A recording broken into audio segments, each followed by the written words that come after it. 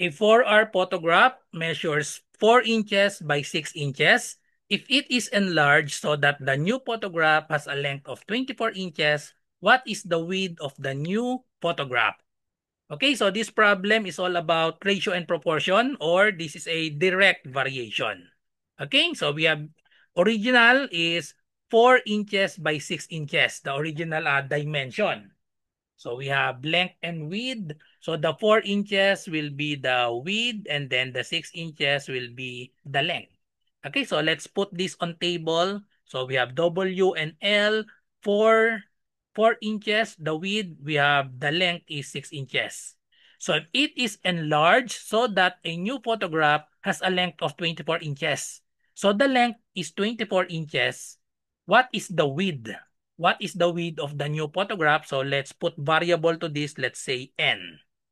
Okay, so this is just a direct variation because as the length increases, the width also increases. So let's set up the proportion. So we have 4:6 or 4 over 6 is equal to n over 24. Solve the value of n, just cross multiply. 6 times n, we have 6n is equal to 4 times 24. Don't multiply this directly. We can divide first to make it easier. So divide both by 6.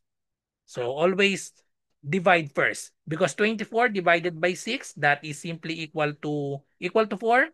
24 divided by 6 is 4. And then let's multiply this. 4 times 4, that is equal to 16. So the correct answer is letter E, 16.